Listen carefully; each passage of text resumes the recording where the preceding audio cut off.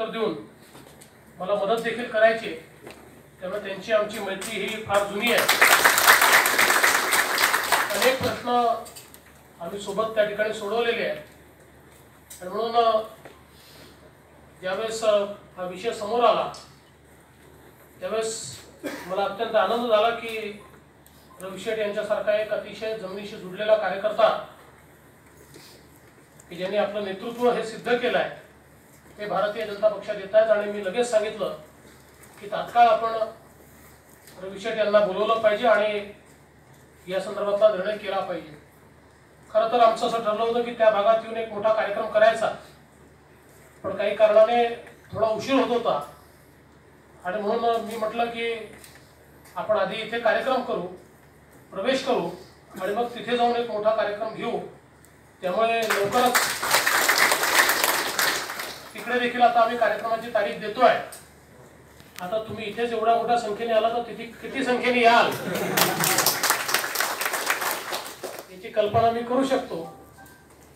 खरं तर आपल्या सगळ्यांचा प्रवेश या ठिकाणी करून द्यायचा आहे, पण ते या ठिकाणी शक्य होणार नाही। त्यामुळे आपले सरपंच वगैरे जे सगळे आहेत यांचा आज प्रवेश झाला असं समजा, पण त्यांचा दुपट्टा घालून प्रवेश जाहीर सभेमध्ये करू, जेणेकरून त्या ठिकाणी सगळ्यांना नीट आपल्याला ऑर्गनाइज पद्धतीने तो प्रवेश या ठिकाणी करता येईल।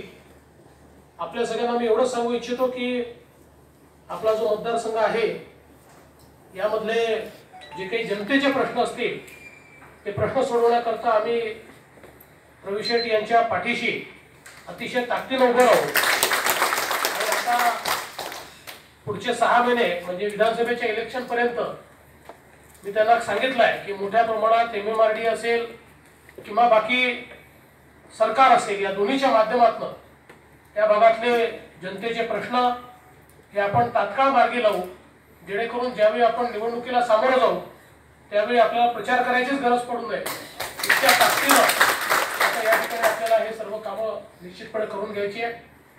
मी पुन्हा एकदा रवी शेठ यांचं अतिशय मनपूर्वक या भारतीय जनता पार्टी परिवारामध्ये स्वागत करतो। आपल्या सगळ्यांचं या परिवारामध्ये स्वागत करतो आणि रवी शेठ यांना विनंती करतो की त्यांनी 2 मिनिटं सगळ्यांना संबोधित करावं।